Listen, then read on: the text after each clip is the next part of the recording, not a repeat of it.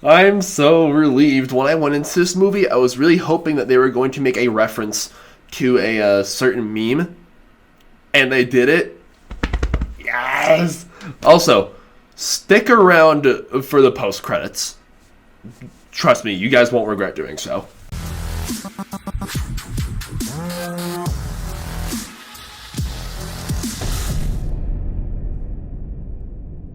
Gotta go fast. Gotta go fast. Gotta go fast. Gotta go fast.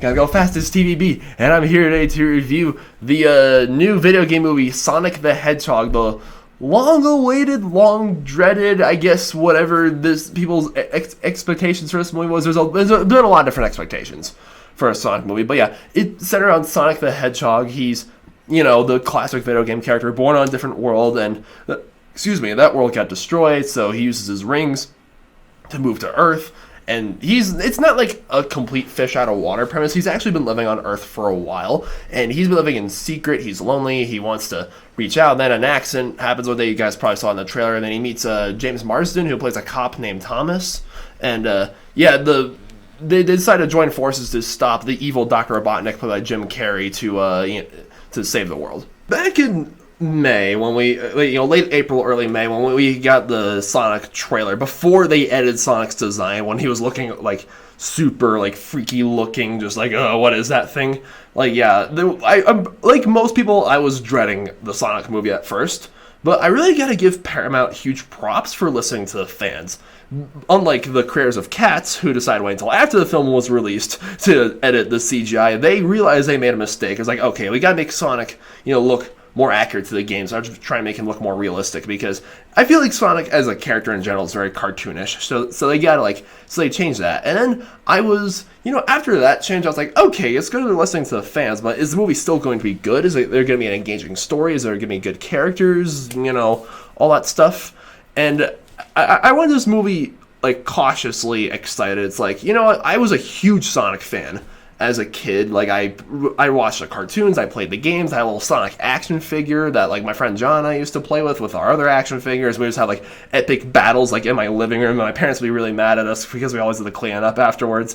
And my favorite Sonic game is probably Sonic Colors. Like, yeah, that was that game came out like end of elementary school. So like late 2000s, early 2010s. Like, I got that game for my Wii and I really enjoyed playing it. Sonic Unleashed is good too. After seeing this movie, I could say that this might be the best video game movie we've ever had, which is saying more than you think it is. I will admit the biggest issue that I have with Sonic the Hedgehog, this movie, the pacing is way too fast, which I understand, because Sonic, speed is his whole thing. It's like, Sonic's the name, speed's the game. Yeah, I get it. He moves fast, but I feel like the storytelling was a little too quick for its own good. I'd appreciate more if it slowed down just a little bit and had more time to flesh out the characters and what was going on, and not just bing, bang, bang, bang, bang, bang, bang, bang, bang, bang, bang, bang, bang. But I really love the dynamic that James Marsden has with Sonic. A little concern of mine going to this movie is that this movie would focus too much on the human characters, not enough on Sonic, like other films have in recent years. Transformers. What will you learn? What will you learn? That your actions have consequences! I actually have a stuffy nose right now. That's not a joke. So my nose is a little stuffy. If I'm kind of, sounding a little funky, my apologies. But yeah, this film like balanced out like the buddy comedy duo between Sonic and Thomas Wachowski. As they're going to San Francisco because Sonic, he can get there in like 5 seconds for sure, but like he doesn't know the way. So their road trip is like, their relationship building is like the best part about the entire movie. The dialogue between the two, it was really funny in a few scenes actually. And you guys probably saw in the trailer where they're in the bar, right, and Sonic's like throwing darts and trying to bing bing bing, and you see like he just messes up completely. There's a really sick bar fight that happens right after that scene in this movie, and it was awesome. Like, it was so well choreographed, it was so well edited. Like, the CGI in this movie can be kind of noticeable in a few scenes, but at the same time I feel like they purposely, again, with Sonic, they purposely made it cartoony, so I could forgive that. This one was not unpleasant to look at, and the cinematography and the action scenes were very well executed. Was not displeased by that at all. And Jim Carrey is back and is more Jim Carrey than ever. Like, he honestly nailed it as Dr. Eggman. It's like, when I see Jim Carrey now, I don't just see Jim Carrey. I can see him playing Dr. Robotnik, and I was like, yes, they did the villainous Dr. Robotnik justice, and I was very pleased about that. Like, I was a little concerned about them not making Eggman fat, but at the same time, I could like because that's how he was in the games. But at the same time, I could appreciate them, with Jim Carrey just doing his typical like zany antics on screen was just very well done.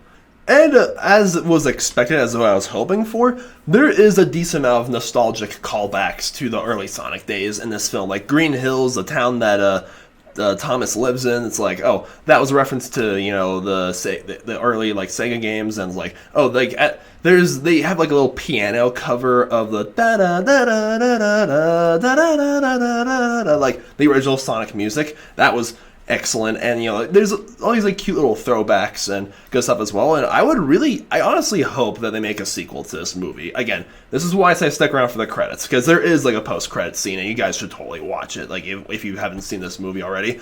But yeah, like I would not mind like a Sonic franchise that like world builds, Sonic more, and like introduce other characters from the Sonic franchise into this. Like that'd be pretty sick. Or they could get Nick Fury to come and sit down with Sonic and be like, Sonic, this is Pikachu. I'm here today to talk to you guys about the Smash Brothers initiative. Oh, that would be so crazy. All in all, guys, I know we were absolutely dreading this movie at first, and rightfully so, but Paramount really listened to the fans, and I, was looking forward for Sonic, and now that I've walked away from it, I can say that, I had a really great time with this movie. It's like, this is definitely like one of the best video game movies that we've had. I'm not too, is it better than Detective Pikachu?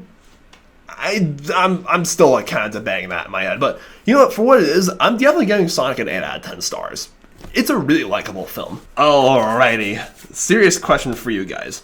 Out of all the well-received video game movies we've had on Rotten Tomatoes, Sonic, Detective Pikachu, and the surprisingly good Angry Birds sequel that came out back in August, which one is your favorite? Like, let me know in the comments down below. I'm really optimistic for the future of video game movies now, because I feel like the whole Hollywood curse on video games is finally being lifted. Like, the two industries are getting along at last. And that's a big sigh of relief right there for you guys. All right, well, thank you so much for watching, and if you enjoyed this movie review, please give a thumbs up and subscribe if you haven't done so, please. My name is TVB9. I will see you guys later.